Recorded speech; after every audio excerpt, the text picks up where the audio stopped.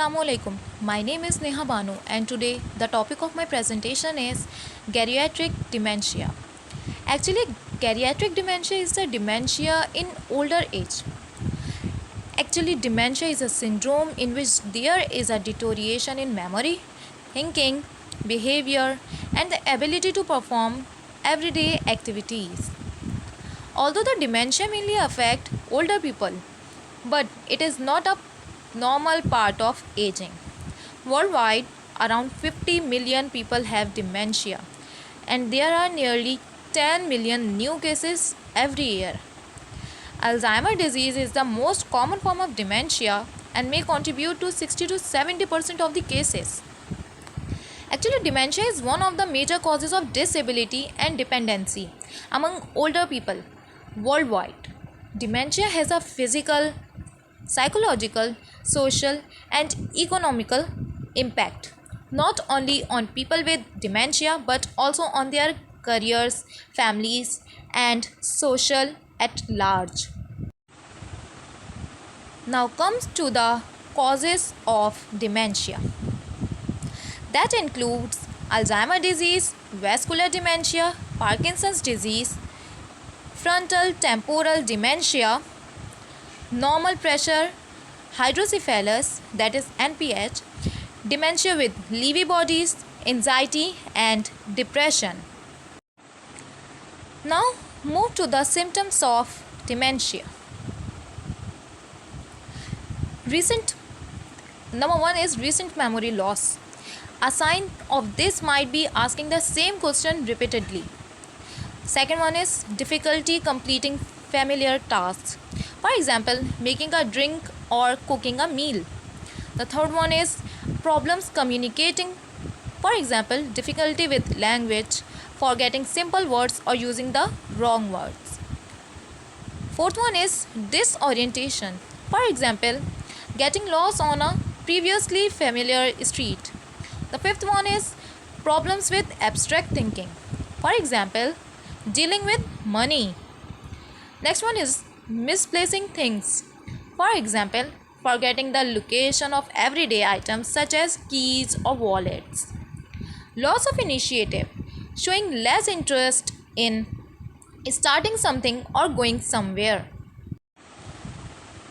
The risk factors for dementia are age, blood pressure, any heart disease, diabetes, or having head injury or tumor, or the person having HIV infection or any other immunological disorder, or the person having depression and stress or having poor nutrition. There are various factors of dementia. My subtopic is behavioral disturbances in dementia. Now, behavioral disturbances in dementia. Several types of behavioral disturbances may develop during the course of a dementia, particularly during the later stage. The disturbances can be classified into two broad categories, that is psychological behavior and non-psychological behavior. Psychological behavior includes agitation and anxiety, depression, withdrawal symptoms, psychotic behaviors, and aggression.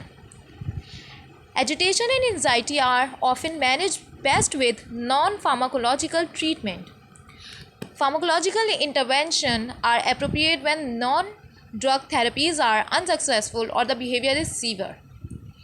Non-psychological behavior such as wandering, inappropriate motor activity, shouting, and incontinence responds better to environmental modification than to drug therapy. Now comes to the case study. My case study is related to the agitation. Case study. 62-year-old man has recently been diagnosed with Alzheimer's disease, for which he takes donepezil 10 mg at bedtime, that is HS. He also has hypertension, for which he treated with hydrochlorothiazide 12.5 mg daily and amlodipine 5 mg daily. He no longer takes his daily walks around the neighborhood because he is afraid he will get lost. Instead, he follows his wife around the house as she does her daily chores. Other times, he paces throughout the house. He also expresses worry about the burden he will place on his family as his condition worsens. Recently, he has episodes of incontinence and awakens 4 to 5 times during the night to urinate. His concerns contribute to his nighttime awakenings, making him quite tired during the day. How should patient agitation and anxiety be managed?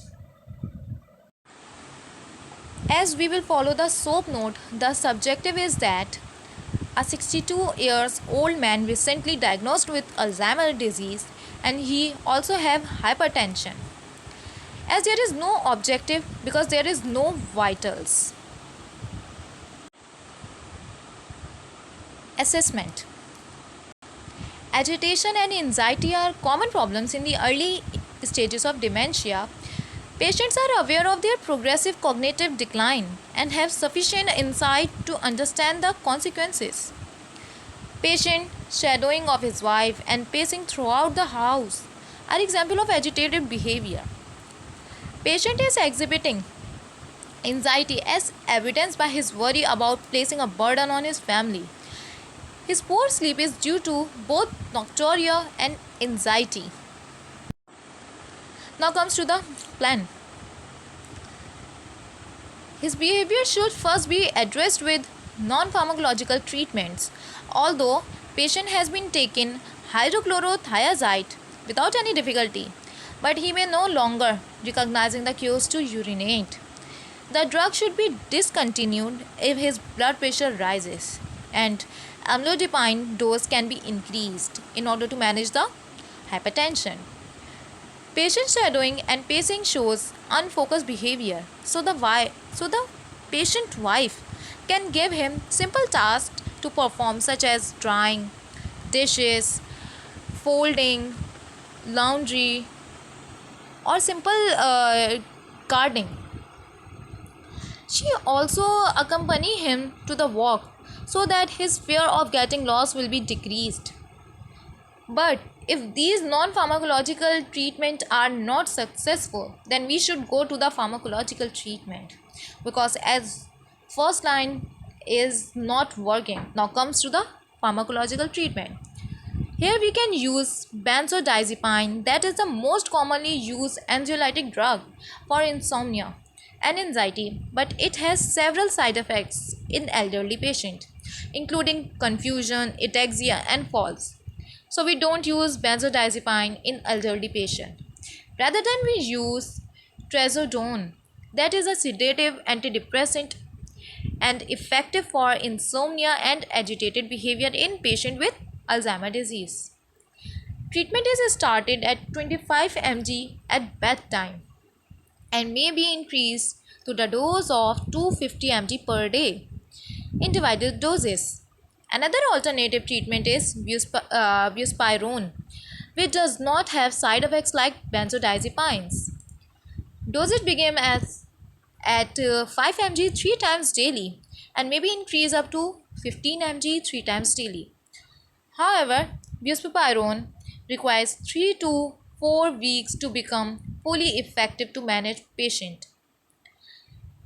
Because it has no sedative effect, so it can't treat, so actually it does not treat insomnia because it does not have sedative effect.